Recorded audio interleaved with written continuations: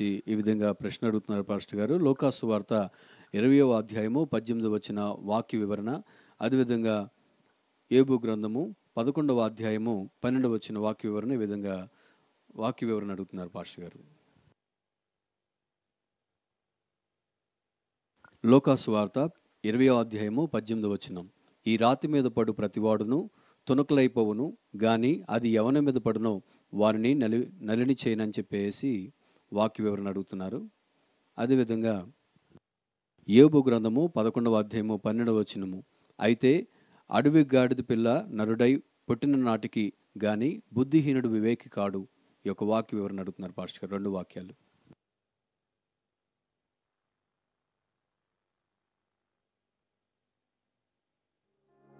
ఇది దానియేలు గ్రంథంలో కూడా ఉంటుంది. అలాగే 20వ అధ్యాయం 18లో కూడా చదువుతున్నారు. ఈ రాతి మీద పడు ప్రతివాడును తునకలైపోవును, కానీ అది ఎవరి మీద పడినో వారిని నలిపివేయును. దాని ముందు వచనం కూడా చదువుతాం. 17వ వచనం. ఆయన వారిని చూచి, అలాగైతే ఇల్లు కట్టువాడు నిషేధించిన రాయి మూలకు తలరాయి ఆయను అని వ్రాయబడి ఉన్న మాట ఏమిటి? ఇల్లు కట్టేటప్పుడు మరి తృణీకరించబడిన రాయి మూలకు తలరాయి అయిందట. ఇది క్రీస్తు ప్రభు గురించి చెప్పబడినటువంటి ప్రవచన వాక్యం. యూదులు అందరూ కూడా మాకు అక్కర్లేదు ఈయన అని చెప్పి అనుకున్నారు, కానీ ఆయనే మూలకు తలరాయిగా ఉన్నాడు. తలరాయి మరి తల అన్నప్పుడు హెడ్ స్టోన్ అని చెప్పాడు కదా. సో మెయిన్ స్టోన్గా మార్చబడ్డాడు, కార్నర్ స్టోన్. తర్వాత 18వ వచనం. ఈ రాతి మీద పడు ప్రతివాడును తునకలైపోవును, కానీ అది ఎవరి మీద పడినో వారిని నలిపివేయను. తర్వాత ప్రధాన యాజకులను శాస్త్రులను తమను గూర్చి ఈ ఉపమానము ఆయన చెప్పినని గ్రహించి ఆ గడిలోనే ఆయనను బలత్కారముగా పట్టుకొని సమయం చూశారట. బలత్కారం పట్టుకోవాలని సమయం చూశారు కానీ జనులకు భయపడ్డారు. జనులు ఎక్కువ మంది ఆ యేసుప్రభు వారి వైపు ఉన్నారు. జనాలు ఎక్కువ మంది, వేల మంది ప్రభు రక్షకుడు అని చెప్పి ఆయన నమ్ముతున్నారు. ఈ ప్రధాన యాజకులు శాస్త్రులు పరిసయ్యులు ప్రభు మీద విపరీతంగా వ్యతిరేకత తీసుకోవాలని ప్రయత్నం చేస్తున్న ప్రభు నెలలో మీరు నిరాకరించిన రాయి మూలకు తలరాయి అయింది. అర్థమైందా? మీరు నన్ను వ్యతిరేకిస్తున్నారు కదా, ఐఎమ్ ద చీఫ్ స్టోన్, లేదా హెడ్ స్టోన్, ఆ తలరాయి నేనే. మీరు దీని మీద పడడానికి ప్రయత్నం చేశారా, విరోధంగా నిలిపేస్తారు, ముక్కలైపోతారు. ఒకవేళ మీరు అలా కాకుండా నా కోపాన్ని మీరు రాణిస్తే మీరు తునకలైపోతారు, నలిగిపోతారు, జాగ్రత్త అని పరిసయ్యులు సదుకేయులకు ప్రభువుకు సూచన ఇచ్చాడు. జాగ్రత్త అని గద్దించాడు అనమాట.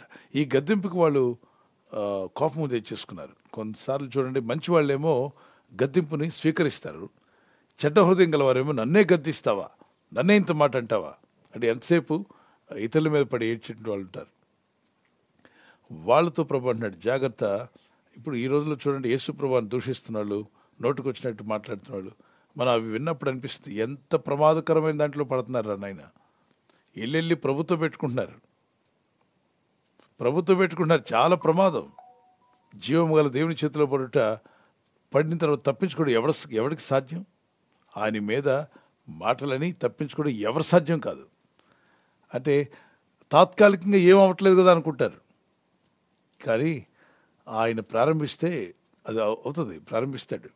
అయితే దేవుడు వేచి ఉన్నాడట కొంత సమయం కొరకు. మనుషులు బతికే 100 సంవత్సరాలు దేవుని దృష్టిలో 10 రోజులు లాంటివి. 10 రోజుల్లో ఎవరన్నా ఒక అతను మిమ్మల్ని తిడుతున్నాడు అనుకోండి, మీరు ఏమనుకుంటారు, 10వ రోజు వస్తుందిలే వీడికి.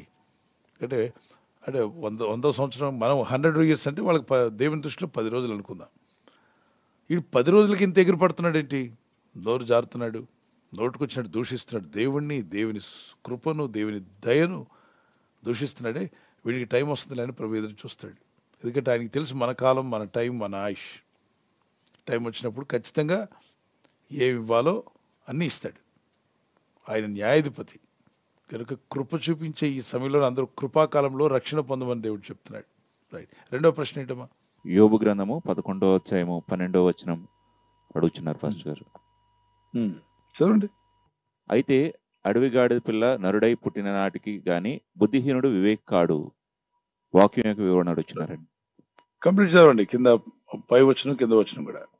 పనికిమాలిన వారు ఎవరో ఆయనే ఎరుగును కదా. పరిశీలన చేయకయే పాపము ఎక్కడ జరుగుచున్నదో ఆయనే తెలుసుకును కదా. దాని ముందు వచనం 10వ వచనం. ఆయన సంచారం చేయొచ్చు ఒకని చెరలో వేసి వాద్యమాడ పిలిచినప్పుడు ఆయన అడ్డగింపగలవాడవడు. పనికిమాలిన వాడెవడో ఆయనే ఎరుగును కదా, పరిశీలన చేయకయే పాపం ఎక్కడ జరుగుచున్నదో లేదు, ఆయనే తెలుసుకున్నాడు. వారు అడిగిన ప్రశ్న కూడా చదవండి.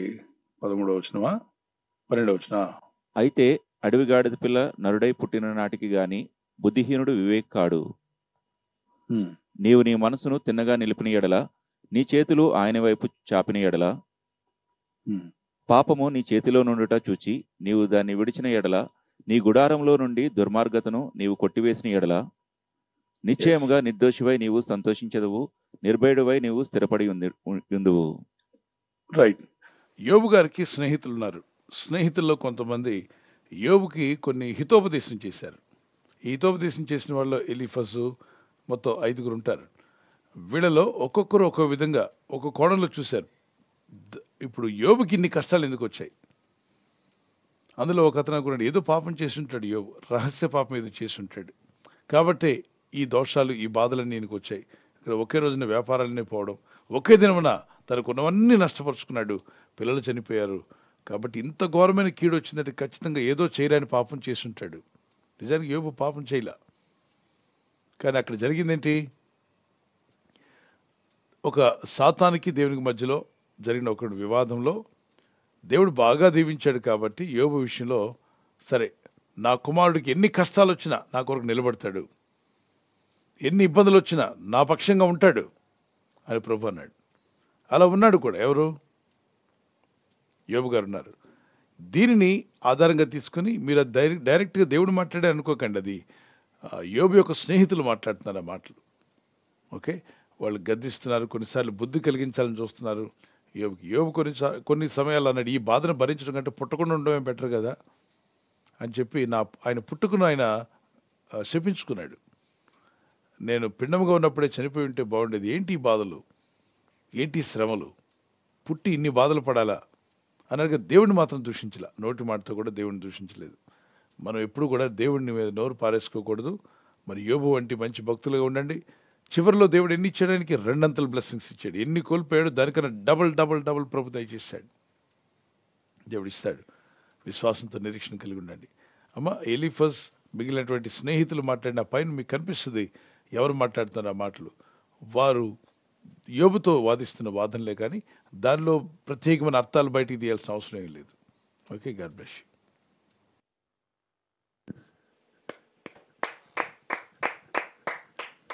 Thank you pastor. తర్వాత ప్రశ్న సిస్టర్ పద్మావతి గారు కాకినాడ నుండి ప్రశ్న అడుగుతున్నారు. కొన్ని సంఘాలలో కొంతమంది ఈ విధంగా అంటున్నారు, చప్పట్లు కొట్టకూడదని. ఇది ఎంతవరకు కరెక్ట్ అని ప్రశ్న అడుగుతున్నారు.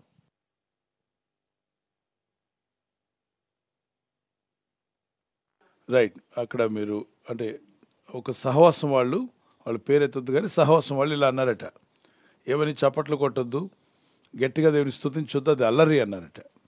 అల్లరి. అందుకే వాక్యాలు ఒకదాన్ని పట్టుకోకండి, అన్ని వాక్యాలు ఒక దగ్గర తీసుకురావడానికి ప్రయత్నం చేయండి. యేసుప్రభు శిష్యులు యేసుప్రభు వెళ్తున్న మార్గంలో గొప్ప స్వరంతో దేవుని స్తుతించారమ్మా. లూకాసు వార్త మరి 19వ అధ్యాయం 38వ వచనం 39వ వచనంలో ప్రభువారు వెళ్తుండగా చాప్టర్ 19 వర్స్ 38 and 39లో ఇలా ఉంది, ప్రభు పేరట వచ్చు రాజు స్తుతించబడునుగాక, పరలోకమందు సమాధానమును సర్వోన్నతమైన స్థలముల్లో మహిమయు ఉండునుగాక అని తాము చూచిన అద్భుతములన్నింటిని గురించి మహాశబ్దంతో, దాని తర్వాత మాటలు బైబిల్లో చదవాలి మీరు, 39 కూడా, మహాశబ్దంతో దేవుని స్తోత్రం చేసిరి. అప్పుడు ఆ సమూహంలో ఉన్న కొందరు పరిశీలు అంటే వాక్య విరుద్ధంగా ప్రభుకి విరోధంగా ఉంటారు వీళ్ళు. ఈ పరిశీలు అనే వాళ్ళు బోధకుడా అంటే ప్రభుని అంటున్నారు, బోధకుడా నీ శిష్యులను గద్దించమని ఆయనతో చెప్పగా. ఎందుకు గద్దించమన్నారు? వీళ్ళు గట్టిగా స్తుతించారట, మహాశబ్దంతో దేవుని స్తుతింపసాగిరి. మహాశబ్దంతో స్తుతిస్తున్నారు కాబట్టి ఆ పరిశీలని ఈ సిద్ధాంతాలు పాటించే వాళ్ళకి కోపం వచ్చింది.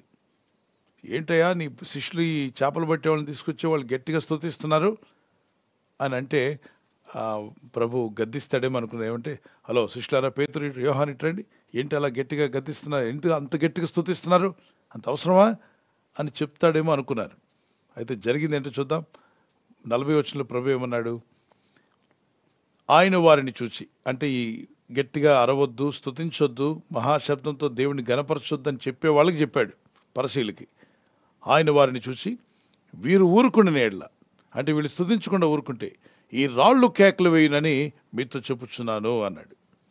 రాళ్ళు అంటే కఠిన హృదయాలు కూడా మార్చుకుని దేవుడి స్తోత్రాలు పొందుకుంటాడు. అలాగనే 17వ అధ్యాయం 17 నుండి 20 వచ్చిన వరకు 10 మంది కుష్ఠరోగులు స్వస్థపడితే ఒక్కడు మాత్రం తిరిగి వచ్చి మహాశబ్దంతో దేవుని స్తుతిస్తూ వచ్చి ప్రభు పాదాల దగ్గర పడతాడు. దాన్ని చూసిన ప్రభు అంటాడు, 9 గొప్ప శబ్దంతో దేవుని మహిమపరచుచు. అమ్మా, గొప్ప శబ్దమా చిన్న శబ్దమా? 10 మంది కుష్ఠరోగులు ఒక్కడే స్తుతించాడట. అందుకు ప్రభు అన్నట్టు 9 మంది ఎక్కడికి వెళ్ళారని. ఇది నేను చదువుతాను కంప్లీట్గా. 16వ వచనాన్ని కంప్లీట్ చేద్దాం. గొప్ప శబ్దంతో దేవుని మహిమపరచుచు తిరిగి వచ్చి ఆయనకు కృతజ్ఞతాస్తుతులు చెల్లించుచు ఆయన పాదముల యొద్ద సాగిలపడెను. వాడు సమరీయుడు, యూదుడు కాదు. యేసయ్య ముందు సాగిలపడ్డాడు, గట్టిగా స్తుతించాడు, మహాశబ్దంతో కృతజ్ఞతాస్తుతులు చెల్లించుచు వచ్చాడు. మరి ప్రభు అతను చూసి, ఎందుకంత గట్టిగా స్తుతిస్తున్నావు, అల్లరికి కర్త కాదు కదా అన్నాడా? ఏమన్నాడు చూద్దాం. 17వ వచనం. అందుకు యేసు, 10 మంది శుద్ధులైరి కాదా, అంటే 10 మందిని నేను బాగు చేశాను కదా, 9 ఎక్కడ? ఆ 9 మంది ఏరి ఒక్కడే వచ్చాడు దేవుని స్తుతించడానికి. 9 మంది స్వస్థపడిన ఎడిబారిపోయారు. తర్వాత ఈ అన్యుడు తప్ప దేవుని మహిమపరచుటకు తిరిగి వచ్చిన వాడు ఎవడనో అగపడలేదా అని చెప్పాడు. ఈ అన్యుడు స్తుతించాడే, అన్యుడు తిరిగి వచ్చి గొప్ప శబ్దంతో మిగిలిన వాళ్ళు స్వస్థపడ్డాక పారిపోయారు. ఇలాంటి వాళ్ళు చాలా మంది ఉన్నారు. మరి ఇక్కడ మనం గమనించింది ఏంటి? గట్టిగా స్తుతిస్తే స్తుతించొద్దని చెప్పిన పరశీలకి బుద్ధి చెప్పాడు ప్రభు. వీళ్ళు మౌనంగా ఉంటే రాళ్ళు కేకలు వేస్తాయన్నాడు. ఇక్కడేమన్నాడు? ఈ అన్యుడు గట్టిగా స్తుతిస్తూ వచ్చాడు, కృతజ్ఞతలు చెల్లించాడు, మీరెందుకు చేయకుండా వెళ్ళిపోయారు అని గద్దించాడు. అంటే ప్రభు యొక్క ఉద్దేశం ఏంటి చెప్పండి? స్తుతించాలనా వద్దనా? స్తుతించాలని. రైట్. మరి కీర్తన గ్రంథం 47వ అధ్యాయం తీసుకుంది. 47వ కీర్తన. సర్వజనులారా ఆర్భాటముతో దేవుని స్తుతించండి, చప్పట్లు కొట్టండి అన్నాడు. సర్వజనులారా చప్పట్లు కొట్టుడి. మరి చప్పట్లు కొట్టొద్దని వాళ్ళు అంటున్నారని. వాళ్ళ మనసులో పుట్టినటువంటి ఆలోచనలన్నీ బైబిల్లోకి ఎక్కించకూడదు. వాక్యం ఏం చెప్తుందో తీసుకోవాలి. సర్వజనులారా అంటే అందరికీ చెప్తున్నాడు. ప్రయాసపడి సమస్త జనులారా నా ఎద్దుకు రమ్మంటాడుగా. ఇక్కడ ఏమన్నాడు? సర్వజనులారా చప్పట్లు కొట్టుడి. Oh clap your hands. ఇంగ్లీష్లో క్లాప్ యువర్ హ్యాండ్స్. అప్లాస్ అంటారు. Clap your hands. జయధ్వనులతో దేవుని గురించి ఆర్భాటం చేయండి. ఆర్భాటం చేస్తే పెద్ద శబ్దం వస్తుంది. Shout unto God. Shout. ఎందుకు షౌట్ చేస్తున్నాం అంటారుగా. ఇక్కడ దేవుని గురించి మనం దేవానికి స్తోత్రం అని గట్టిగా shout unto God with a voice of triumph. మరి గొప్ప శబ్దంతో జయం కలిగితే ఏం కలుగుతుంది చెప్పండి? ఏం చేస్తారు? ఇప్పుడు క్రికెట్కు సిక్సర్ కొట్టాడు అనుకోండి మన ఇండియన్ క్రికెటర్, అటు పాకిస్తాన్కి మనకు మధ్యలో జరుగుతుంది. మనోడు సిక్సర్ కొట్టినట్టే ఆ స్టేడియం అంతా ఏం చేస్తారు? ఈలలో వేస్తూ అలాగా వేలలు వేయనక్కర్లా, అల్లరి చేయనక్కర్లా, కానీ స్తుతించవచ్చు గంభీరంగా. ఎందుకని? జయం ఇచ్చేవాడు, జయం యెహోవాయే. ప్రభు యొద్ద నుండి మనకు జయం కలుగుతుంది కనుక మహాశబ్దంతో దేవుని స్తుతించడం, గొప్ప స్వరంతో దేవుని స్తుతించడం ఉంది బైబిల్లో. దినమునకు 7 మార్లు స్తుతిస్తా అంటాడు దావీదు భక్తుడు. ఓకే. మరి దానియేలు అయితే తన ఇంటి మీద మేడగది మీదకి వెళ్ళి ప్రార్థన చేస్తూ దేవుని స్తుతించుచూ వచ్చినది. దానియేలు 6:10లో ఆయన మేడగది మీద పైకి వెళ్ళి స్తుతిస్తే మేడగది కింద వీడు ప్రార్థన చేస్తాడా లేదా, స్తుతిస్తాడా లేదని కాసుకొని కూర్చున్నారు అతను విరోధులు. వాళ్ళకి వినబడింది, వాళ్ళకి ఖచ్చితంగా వినబడింది. అదిగో అతను స్తుతిస్తున్నాడు, ఇప్పుడు వెళ్ళి రాజుకు చెప్దామని చెప్పి పరిగెత్తారు. మరి మనసులో స్తుతించలే, గట్టిగానే స్తుతించాడు. అట్టి శాసనం సంతకం చేయబడిన దానియేలు తెలుసుకున్నాను. అతడు తన ఇంటికి వెళ్ళి మరి యథాప్రకారముగా అనుదినము 3 మోకాళ్ళుని తన ఇంటి పైగది కిటికీలు యెరూషలేము తట్టునకు తెరవబడి ఉండగా తన దేవునికి ప్రార్థన చేయొచ్చు ఆయనను స్తుతించుచూ వచ్చెను. అది విన్నారు కిందన్న వాళ్ళకి. మేడగది మీద నుండి కిందకు స్తోత్రాలు వినబడ్డాయి అని చెప్పి మీరు పక్కింటి వాళ్ళందరికీ వినబడేలాగా గొల్లు పెట్టనక్కర్లా. స్తుతించుకోండి. డోర్లు కిటికీలు వేసి గట్టిగా దేవుని స్తోత్రాలు చెప్పొచ్చు. కొంతమంది స్తోత్రములు ఇష్టపడరు, కొందరికి కలవరంగా ఉంటుంది, కొందరికి భయపడతారు. పనికి మన డీజేలు పెట్టి బూతు పాటలు పెట్టి దబా అని వాయిస్తూ బిల్డింగ్ అంతా వణిగిపోయేలా ఉన్నా, ఇంట్లో సామాన్లు పడిపోతున్నా చల్లగా వింటారు. ఎందుకంటే లోపల ఉన్న దెయ్యాలు కాబట్టి. అదే దేవుని గురించి స్తోత్రాలు చెప్పి 2 పాటలు పడితే ఎందుకు అలా స్తుతిస్తున్నారు, అంత గట్టిగా స్తోత్రాలు చెప్పాలా? దేవుడమ్మా సర్వశక్తిమంతుడు. ఇప్పుడు మన వీధిలో ఒక మనిషి వెళ్తుంటే చప్పట్లు కొడతామా? కొట్టం. జిందాబాద్ అంటామా? అనం.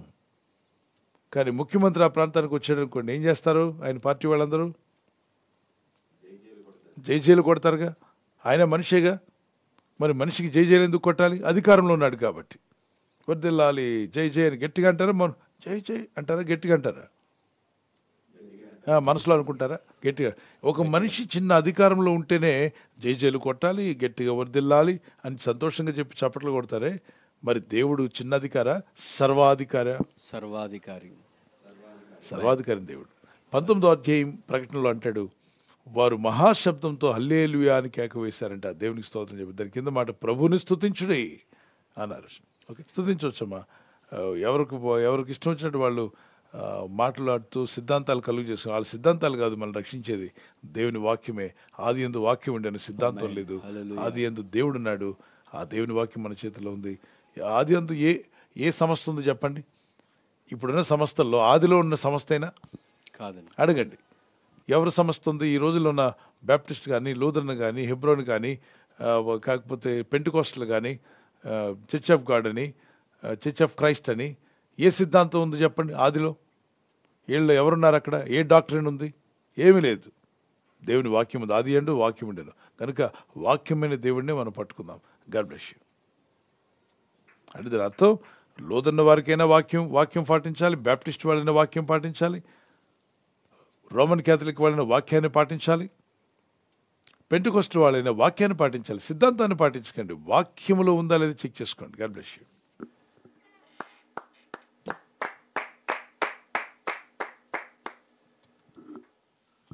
థ్యాంక్ యూ పాస్టర్ గారు. తర్వాత ప్రశ్న బ్రదర్ రాహుల్ గారు హైదరాబాద్ నుంచి ఈ విధంగా ప్రశ్న అడుగుతున్నారు. మార్కు సువార్త 9వ అధ్యాయము 23వ వాక్య వివరణ అడుగుతున్నారు. అందుకు యేసు, నమ్ముట నీ వలనైతే నమ్మువానికి సమస్తమును సాధ్యమే అని అతనితో చెప్పాను. ఈ యొక్క వాక్య వివరణ అడుగుతున్నారు. అదేవిధంగా 2 కొరింథీయులకు రాసిన పత్రిక 10వ అధ్యాయము 4వ వాక్య ప్రకారం మా యుద్ధోపకరణములు శరీర సంబంధమైనవి కావు గాని దేవుని ఎదుట దుర్గములు పడద్రోయ జాలనంత బలమును కలవై ఉన్నవిని. ఈ యొక్క వాక్య వివరణ అడుగుతున్నారు పాస్టర్ గారు.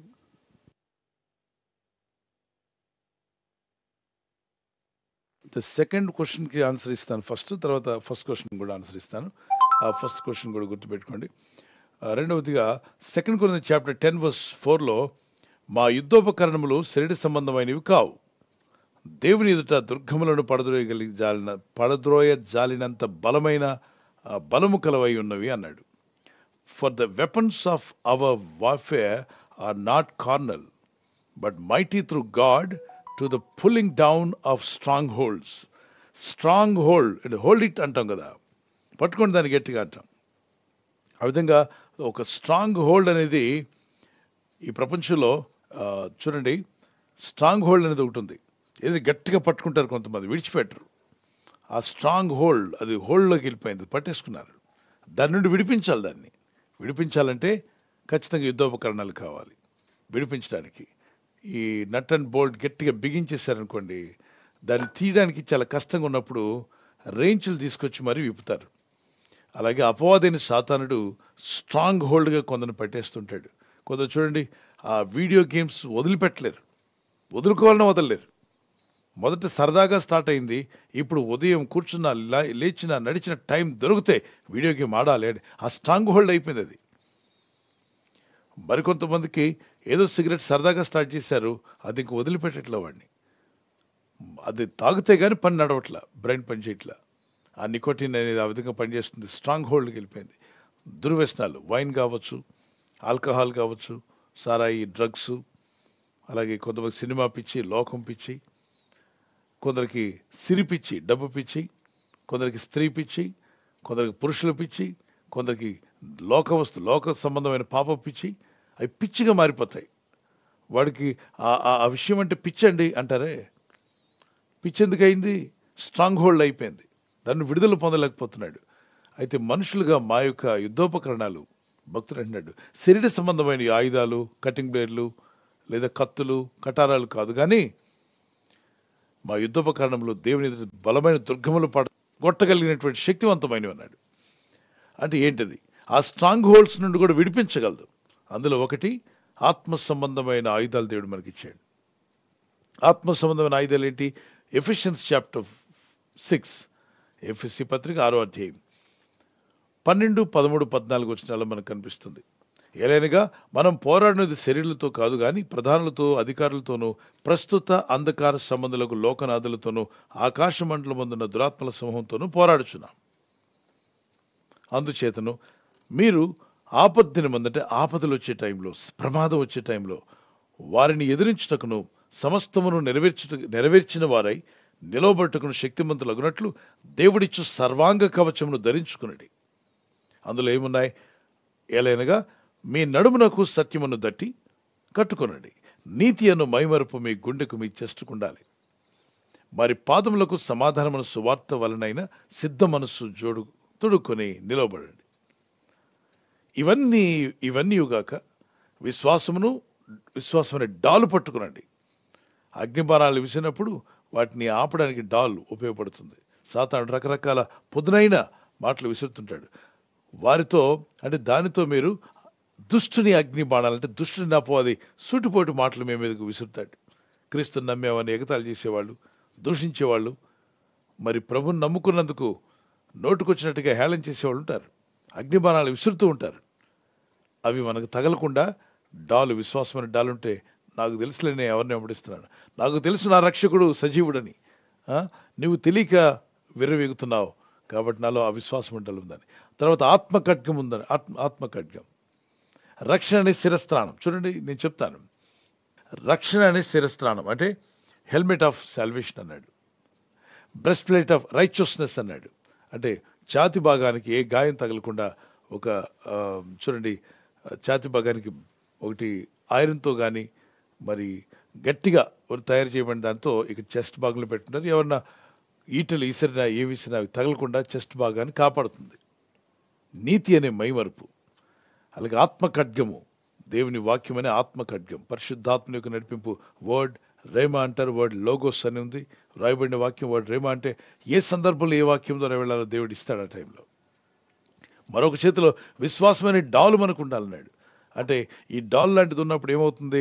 విశ్వాసం డాలు ఆ సాతానుడు విసిరేటువంటి అగ్ని బాణాలు దీనికి తగిలి మీకు కింద పడిపోతాయి. అందుకే ఎదుటివారు విసిరేటువంటి ఆయుధాలని మనకు తగలకుండా చేయడానికి డాల్ అడ్డం పెడతారు. ఒక చేత్తో యుద్ధం చేస్తారు, ఒక చేత్తో డాల్ అడ్డం పెడతారు. మీకు కనిపిస్తుంది అక్కడ armour of God, the armour of God, the sword of the spirit, shield of faith, and then protected by the gospel, సిద్ధ మనస్సు కలిగిన జోడు.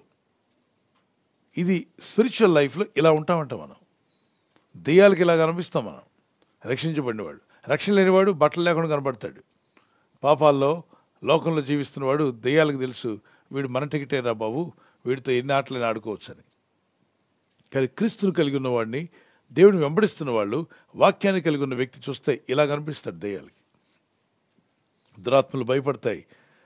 మరి ఇటువంటి విధంగా నువ్వు ఆత్మీయంగా బలంగా ఉండాలని ప్రభు కోరుతున్నాడు. ఇవే మన యుద్ధోపకరణాలు.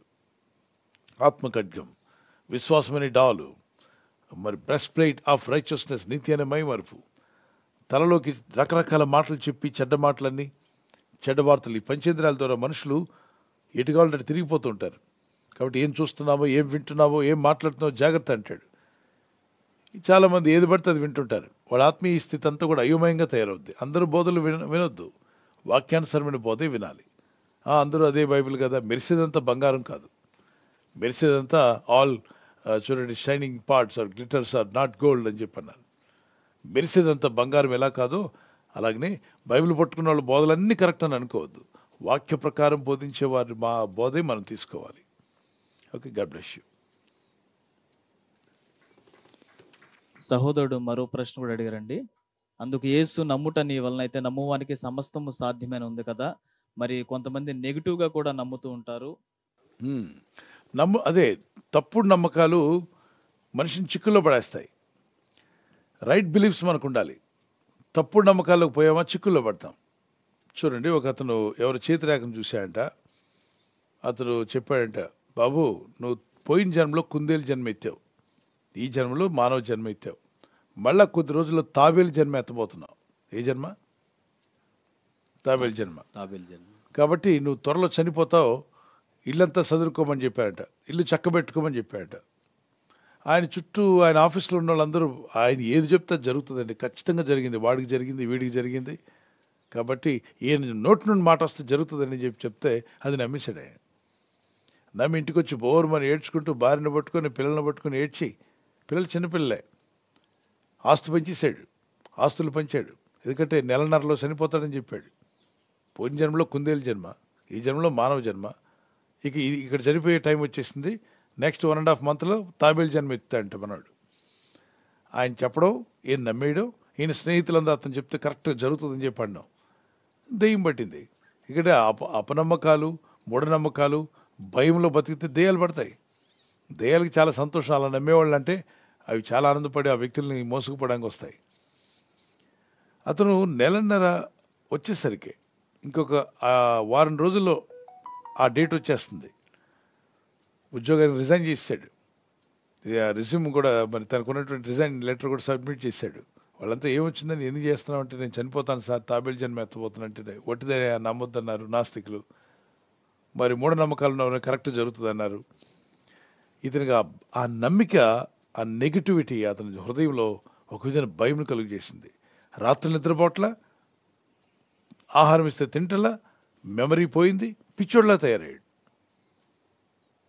పిచ్చివాడు అయిపోయాడు. హాస్పిటల్ తీసుకెళ్లారు, మెంటల్ హాస్పిటల్కి పట్టుకెళ్లారు, నానా తిప్పులు పడ్డారు. ఏం కంట్రోల్ లేదు. ఒకటే అంటే నేను చనిపోతా అని. ఆ ఇంటి పక్క వాళ్ళు ఎవరో చెప్పారంట, యేసుక్రీస్తు రక్తంతో ప్రార్థన చేసి ప్రేరాలు రాసి ప్రార్థన చేద్దామండి అంటే వీళ్ళకి ప్రభు అంటే ఇష్టం ఉండదు. మరి సిచ్యువేషన్ చూస్తే సీరియస్ అయిపోయింది. అప్పుడు వాళ్ళు అన్నారమ్మా, మీ ప్రభు ఏమైనా చేస్తే మీ ప్రభుని నమ్ముకుంటాం, కొంచెం చేయమంటే వాళ్ళు ఈ విశ్వాసలే కానీ యేసు రక్తం చెప్పిన ప్రేరాలు ఆయన తల మీద రాస్తూ యేసుక్రీస్తు రక్తమే చేయమని పాట పాడుతూ ప్రభుని గణపరుస్తూ, ప్రభుని మహింపరుస్తూ, ప్రభు ఇతనికి విడుదలివ్వండి, స్వస్థతనివ్వండి, ఇతను పట్టిన దురాత్మలు వెలగొట్టమని ప్రే చేస్తూ అతను ఆ స్థితి నుండి బయటపడాలని ప్రే చేస్తూ ఉన్నారు. ఇంటి వాళ్ళందరూ కూడా ప్రార్థన నేర్పారు. 1 గంట సేపు ప్రార్థన వాళ్ళు చేస్తుండగా ఒక మృగం అరిచినట్టుగా కేకలు వేసి అరిచి, నన్ను వెలగొట్టకండి, నేను ఇతను తీసుకుపోవడానికి, నన్ను వెలగొట్టదని పళ్ళు కొరుకుతూ యేసు రక్తం చెప్తుంటే చెవులు మూసేసుకుంటున్నాడు. ఎవరు మూసుకోవట్లే, మామూలుగా ఉన్న వ్యక్తులు. వీడు మాత్రం చెవులు మూసేస్తున్నాడు, జుట్టు పీకేసుకుంటున్నాడు, తలను గోడకేసి కొడుతున్నాడు. వాళ్ళు కంటిన్యూగా ప్రభు రక్తాన్ని చెప్తూనే ఉన్నారు, ప్రార్థన చేస్తున్నారు. కొద్ది నిమిషాల తర్వాత గట్టిగా అరిచాడు, కేకలేసాడు, నోటి నుండి నురగొచ్చినట్టుగా అరిచాడు. ఆ తర్వాత కింద పడిపోయాడు. మొహం గడికి తీసుకొచ్చి కూర్చోబెడితే మనిషి మొక్క కళే మారిపోయిందట. ఇంకా ఇంత ముందు మునుపటి మనిషి ఎలా ఉన్నాడు అలా అయిపోయాడు. చక్కగా భార్య పేరు పిలుస్తున్నాడు, పిల్లల పేర్లు పిలిచాడు, దేవుని స్తుతించాడు, ఈ యేసు ప్రభు నాకు విడుదలిచ్చాడు గొప్ప సాక్ష్యం చెప్తున్నాడు. అదే విధంగా అతను ఆ నెగిటివిటీతోనే, అంటే ఒకవేళ ఆ నెగిటివ్ ఆలోచనతో ఉండుంటే ఆ డేట్లో చనిపోతానని చచ్చుండేవాడు. అందుకే అపవాది యొక్క మాటలు నమ్మొద్దు అంటాడు బైబిల్లో. వాడు దొంగతనము, హత్య, నాశనం చేయడానికి వస్తాడు. యోహాను 10:10. అన్ని జనులు భయపడే వాటికి మీరు భయపడొద్దు. ఇర్మియా గ్రంథము 10వ అధ్యాయం 1-2 వచనాలు. వాళ్ళు ప్రతిదానికి భయపడతారు. సూర్యగ్రహణానికి భయపడతారు, చంద్రగ్రహణానికి భయపడతారు, అమావాస్యకి భయపడతారు, నల్ల పిల్లి వస్తే భయపడతారు, తెల్ల పిల్లి వస్తే ఇంకేదో అనుకుంటారు. బల్లి మీద పడితే ఒకటి, తొడ మీద పడితే ఒకటి, నెత్తి మీద పడితే ఒకటి. ఒక బల్లి తొడ మీద వేసుకోండి, ఒక బల్లి నెత్తి మీద వేసుకోండి. ఇలాగా రకరకాలుగా భయపడేవాళ్ళు, భయముతో బతుకుతున్న వాళ్ళు చాలామంది ఉన్నారు. యేసు ప్రభు ఎదుగు రాగానే భయాలన్నీ పటాపంచలు అయిపోతాయి. దేనికి భయపడరు వీళ్ళు. దీన్ని చూసి వాళ్ళు ఆశ్చర్యపోతారు. ఒకప్పుడు వీడు ప్రధానికి భయపడేవాడు, ఇప్పుడు ఏం భయపట్ల. చేతిరేఖకు భయపడ్డు, మనుషులు చెప్పేటువంటి సోదికి భయపడ్డు. ఎందుకని? జీవం కలిగిన దేవుడిని మనం నమ్మాం. అమావాస్యకి ఎందుకు భయపడాం? అమావాస్యని చేసిన దేవుడే మనలో ఉంటే అమావాస్యకి భయపడాల్సిన అవసరం ఏంటి? దిక్కులకు భయపడాం, ఈశాన్యం, నైరుతి, వీటికి భయపడాం. ఎందుకు భయపడాం? నలుదిక్కులు చేసిన దేవుడే నువ్వు కలిగి ఉన్నావు, దేవుడిని, ఆయన ఎందుకు విశ్వాసం ఉంచావు. ఈ సృష్టికి భయపడాం. ఎందుకని? సృష్టిని చేసిన దేవుని ఎందుకు నువ్వు విశ్వాసం ఉంచావు. ఆ విధంగా ధైర్యంగా ఉండండి. God bless you. Thank you pastor గారు. తర్వాత ప్రశ్న సిస్టర్ మంజుల గారు ఖమ్మం నుండి ప్రశ్న అడుగుతున్నారు. మోషేతో దేవుడు మాట్లాడినప్పుడు దీవెన వచనాలు పలికినప్పుడు ఆమేనని అనమన్నాడు, శాప వచనాలు పలికినప్పుడు కూడా ఆమేనని అనమన్నాడు. ఎందుకు అలా అనమన్నాడని ప్రశ్న అడుగుతున్నారండి.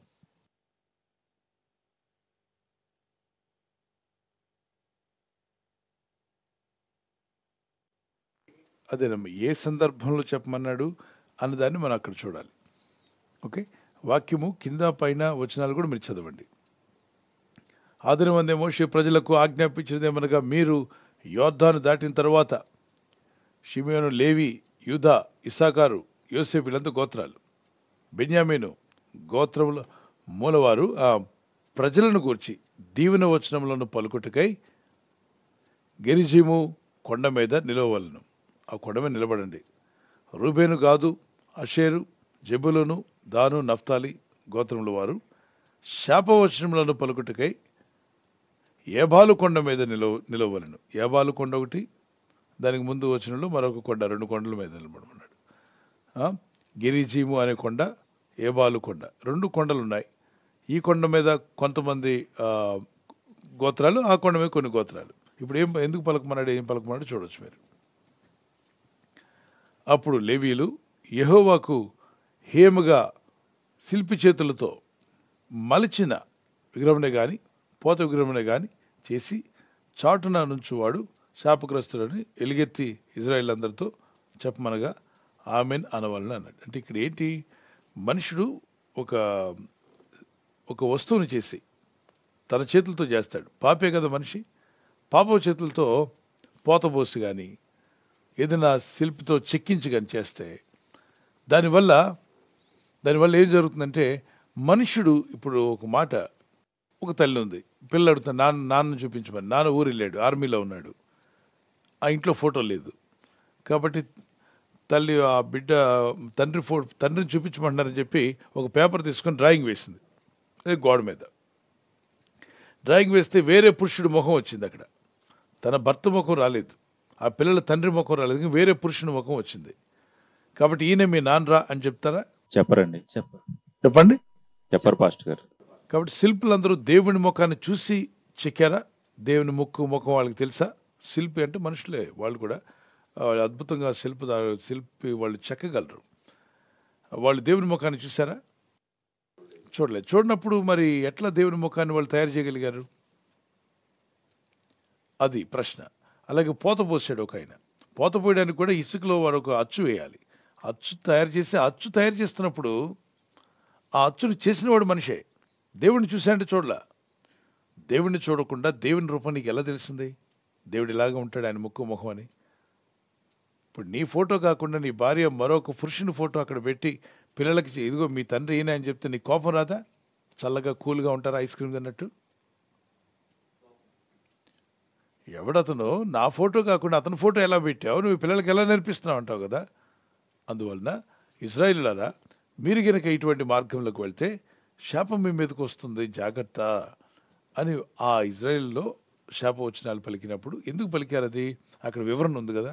తప్పు చేయడం, తప్పు మార్గంలోకి వెళ్ళొద్దు, అలా చేస్తే శాపం వస్తుంది కనుక వాటికి కూడా ఆమెను చెప్పించారు. అవునుగా, కానీ ఎందుకు చెప్పించారంటే దేవుని ఒక ఆజ్ఞ ఉంది, తప్పు మార్గంలోకి వెళ్ళొద్దని. వెళ్తే ఆ శాపం వచ్చి తీరుతుంది. వచ్చి తీరాలంటే వాళ్ళు అక్కడ ఆమెను చెప్పాలి.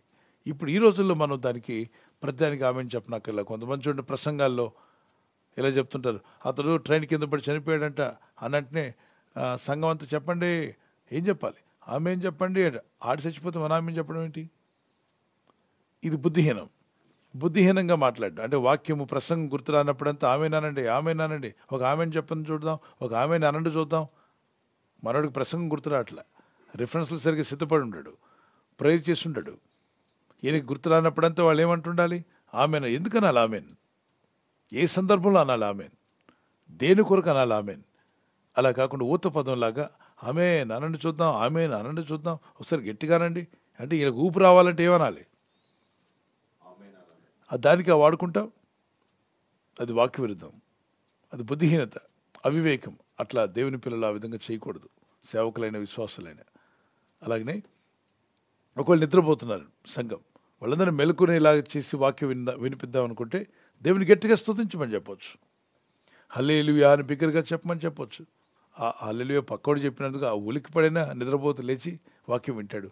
దేవుని స్తుతించడం తప్పేం కాదుగా. కానీ ఆమెను చెప్పే విషయంలో వాళ్ళకి నష్టం కలిగిందని, వాళ్ళకి ఆమెనని ప్రసంగంలో మాట్లాడుతున్నప్పుడు తప్పుడు మాటలు, అంటే వాళ్ళు చనిపోయారని చెప్తే దానికి ఆమెను ఎందుకు అవసరంలా. సో ఎప్పుడైనా వాక్య ప్రకారమైన వాటికి ఆమెను చెప్పాలి. God bless you.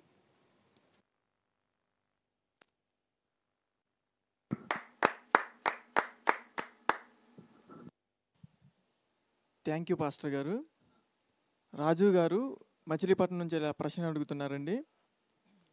Jehovah Rapha, నిన్ను స్వస్థపరిచి యెహోవాని నేనే అని ఉంది కదా, మరి శరీరానికి మాత్రమే కాదు ఆత్మ కూడా స్వస్థత అని అంటున్నారు, ఇది ఎంతవరకు నిజమని ప్రశ్న అడుగుతున్నారు పాస్టర్.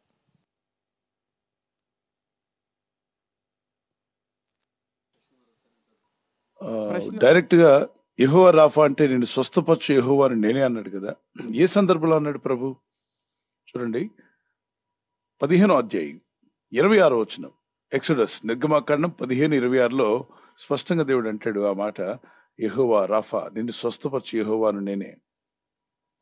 ద్వితీయోపదేశకాండం 7:15లో కూడా ఉంటుంది. మీరు చదువుదాం ఈ వచనాన్ని.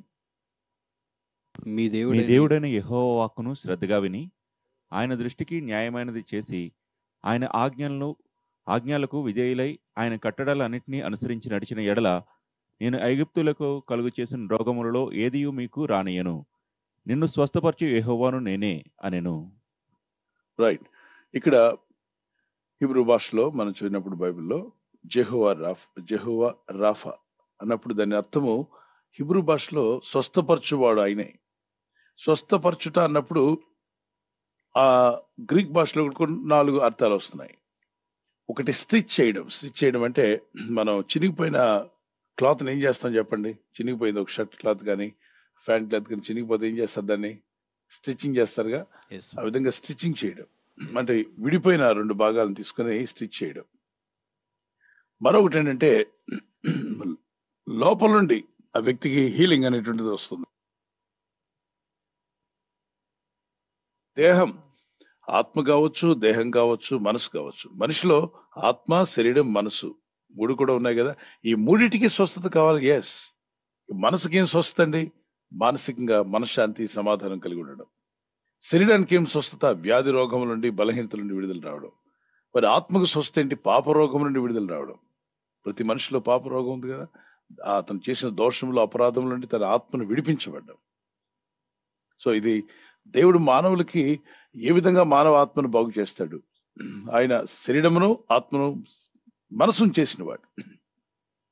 చేసినవాడే కాబట్టి ఆయనే బాగు చేయగలడు. ఆయనకు మనల్ని అప్పగించుకోవడం, ఆయన ఆత్మకు లోబడ్డం, ఆయన వాక్యానికి లోబడ్డం అనేది ఆశీర్వాదం. సో జెహోవా రాఫా, నన్ను స్వస్థపరచువాడు నీవేనయ్యాని. అయితే ఇందులో కొందరు వితండవాదులు ఉంటారు. వితండవాదం చేస్తూ ఉంటారు. హలో, శరీర స్వస్థ కాదు ఇది, ఆత్మకే. శరీరానికి అసలు స్వస్థ కాదు. శరీరాన్ని స్వస్థపరచు దేవుడు ఈ రోజుల్లో ఆపేశాడు. ఆ ఛాలెంజ్, సవాలు అని చెప్పి పిచ్చి సవాలు చేసేవాళ్ళు చాలా మంది ఉన్నారు. దేవుడైన ప్రభు ఆయన శరీరాన్ని సృష్టించిన వాడు ఆయనే, ఆత్మను చేసినవాడు, మనసును చేసినవాడు కూడా ఆయనే. అయితే విశ్వాసము కొలది స్వస్థపడిన వారు చూడండి, బైబిల్లో ప్రభు అంటాడు, కుమారి నీ విశ్వాసం నిన్ను స్వస్థపరిచింది అన్నాడు. ఎక్కడ? లేఖనాల్లో మనం చదువుతున్న మార్కు సువార్త 5వ అధ్యాయం 34-35లో 25 సంవత్సరాల రోగగ్రస్తురాలు ప్రభు యొద్దకు వెళ్ళి ఆయన వస్త్రాలు ముట్టిన వెంటనే స్వస్థత పొందుకుంటుంది. అందుకు ప్రభు అన్నాడు, కుమారి నీ విశ్వాసము నిన్ను స్వస్థపరిచింది. అంటే ఆయన స్వస్థపరచలేదా? ఆయన యందు మనకున్న విశ్వాసం మనల్ని స్వస్థపరిచిందా? ఎస్, అదే అంటున్నాడు ప్రభు. మీరు నా యందు విశ్వాసం ఉంచినప్పుడు ఆ విశ్వాసంతో వచ్చిందట ఆవిడ. ప్రభు ఎదుగు వెళ్తాను, ఆయన ఎదుగు వెళ్ళినప్పుడు నేను స్వస్థపడతాను అనుకుని వెళ్ళింది. అక్కడ ఒక అద్భుతమైన సంఘటన కనబడుతుంది. 5వ అధ్యాయం 25 నుండి 34 వచనం వరకు. ఆమె ఇంట్లోనే అనుకుందట యేసుని గురించి విని. చూద్దాం, మత్తయి సువార్త 5వ అధ్యాయం 25 నుండి చదువుదాం. 25 నుండి. ఆమె యేసుని గురించి విని, నేను ఆయన వస్త్రములు మాత్రం ముట్టినా బాగుపడుతుని అనుకుందంట. తనలో తాను అనుకుంది. ఏమనుకుంది? నేను స్వస్థపడతాను అని అనుకుంది. మరి యేసు ప్రభువు వారి చుట్టూ ఎంతమంది ఉన్నారు? చాలా జనసమూహం ఉన్నారు. ఆయన అందరూ తాగుతున్నారు ఆయన వస్త్రాలు, ఆయన జుట్టుని తాగుతూ ఉన్నారు. ఎందుకంటే విడుదల కావాలి, ఆయన తాగితే స్వస్థ వస్తుందని చెప్పి వచ్చి ప్రభుని తాగుతున్నారు. జనసమూహంలో ఆయన వెనుక వచ్చి ఆయన వస్త్రం ముట్టెను. అప్పుడు ఏం జరిగింది? ముట్టే ముందు, యేసుప్రభు వస్త్రాలు ముట్టే ముందు ఆమె ఏమనుకుంది? ఇంట్లో నేను వెళ్తాను, యేసుప్రభు వస్త్రాలు ముడతాను, స్వస్థపడతాను అనుకుని వచ్చింది. So she imagined.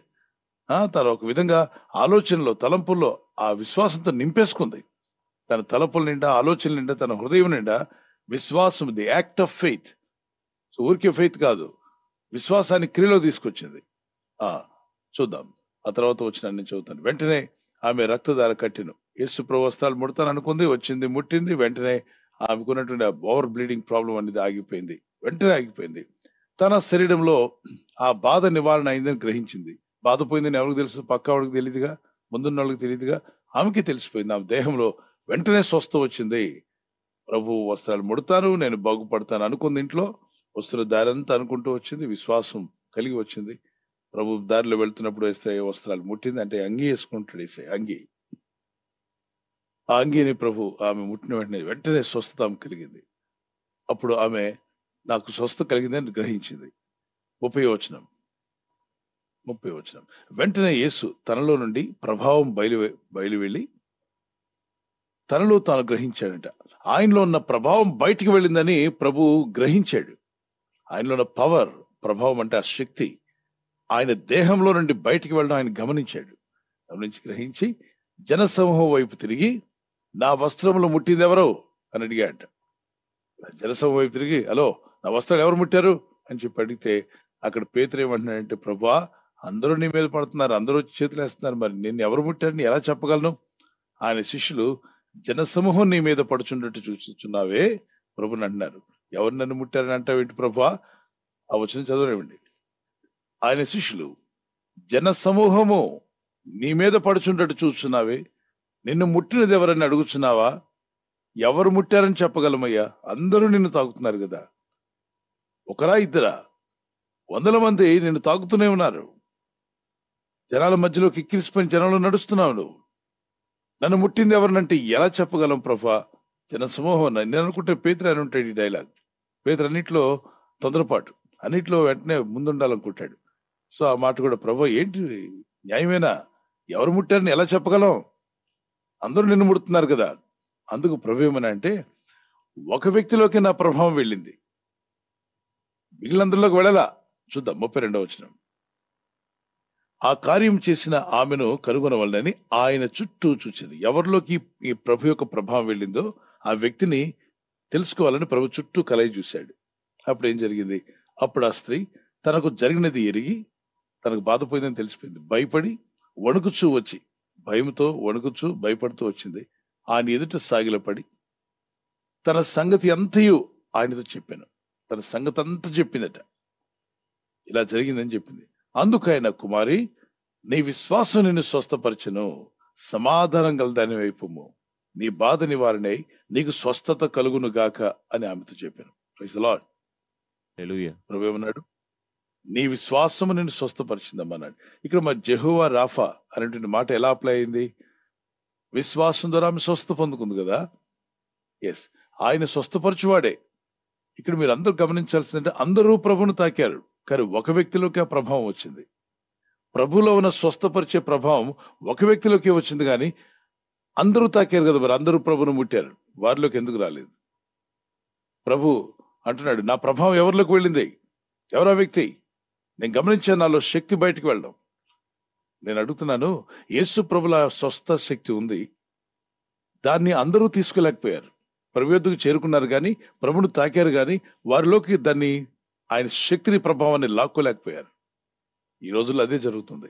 అనేక మంది చర్చికి వెళ్తున్నాం, అనేక మంది సభలకు వెళ్తున్నారు, వాక్యాలు వింటున్నారు, సభల్లో పాల్గొంటున్నారు, కానీ ప్రభులో ఉన్నటువంటి శక్తిని వారిలోకి తీసుకోలేకపోతున్నారు. కారణం ఏంటి? విశ్వాసం లేకుండా ప్రభులో ఉన్నటువంటి శక్తిని మనం తీసుకోలేము. ఈమె ఎలా తీసుకోగలిగింది? ప్రభు అన్నాడు 34వ వచనంలో, కుమారి, నీ విశ్వాసము నిన్ను స్వస్థపరిచింది. అంటే ప్రభులో ఉన్న శక్తిని ఆమె తన దేహంలోకి తీసుకోగలిగింది. ఎలాగూ? విశ్వాసం ద్వారా. దేవుని బిడ్డలారా, విశ్వాసం అనేటువంటిది అద్భుతమైన కార్యాలు జరిగిస్తుంది. మరి ఆ గ్రామంలో అనేక స్వస్థతలు జరగల. ప్రభు ఉన్న సొంత గ్రామానికి వెళ్తే వారి అవిశ్వాసం బట్టి అనేక కార్యములు ఆయన జరిగించలేకపోయాడు, జరిగించలేదట. స్వస్థపరచాలని, బాగు చేయాలని ప్రభు వెళ్ళాడు ఆ పట్టణంలోకి, ఆ గ్రామంలోకి. ఆయన స్వజనులు వాళ్ళంతా కూడా, అంటే మరియమ్మ గారి బంధువులు, యోసేపు గారి బంధువులు. కానీ వాళ్ళు అనేక మంది స్వస్థత పడలా. ఆయన అనేక మంది అద్భుతాలు చేయడానికి ఆయనకి ఇష్టపడలా. ఎందుకని అంటే వారి అవిశ్వాసం బట్టి. చూద్దాం 13వ అధ్యాయం మత్తయి సువార్త 58వ వచనం 59వ వచనం. 13th chapter, 58 and 59. Matthew. మత్తయి సువార్త 13వ అధ్యాయము 58వ వచనం. వారి అవిశ్వాసమును బట్టి ఆయన అక్కడ అనేకమైన అద్భుతములు చేయలేదు. అనేకమైన అద్భుతాలు ఎందుకు చేయలేదు యేసు ప్రభు వారు? అవిశ్వాసం వారి అవిశ్వాసమును బట్టి. విన్నారు కదా? And he did not many mighty works there because of their unbelieve. మరొకసారి చదువుతాను. He did not many mighty works there because of their unbelief. వారికున్న అన్బిలీఫ్ అనేటువంటిది, వారికున్న అవిశ్వాసము, ప్రభులో ఉన్న శక్తిని వారు తీసుకోలేకపోయారు. మరి ఈ స్త్రీ ఎక్కడుండో వచ్చింది? యేసు ప్రభులో ఉన్న శక్తిని లాక్కోగలిగింది.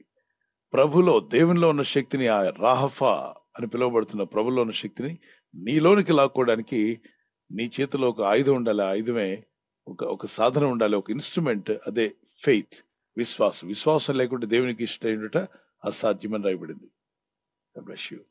మరి యెహోవా రాఫా అంటే ఆత్మకు మాత్రమే కాదు, హృదయానికి మాత్రమే కాదు, శరీరానికి, అన్నిటికీ కూడా దేవుడు వస్తుంది. అయితే చాలా విచారకరమైన విషయం ఏంటంటే, అనేక మంది శరీర విషయంలో మాత్రమే ఇష్టపడుతున్నారు.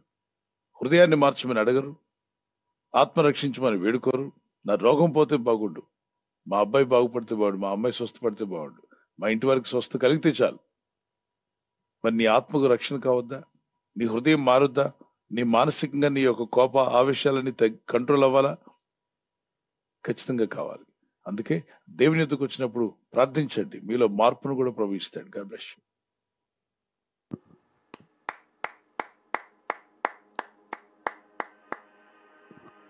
థ్యాంక్ యూ పాస్టర్ గారు.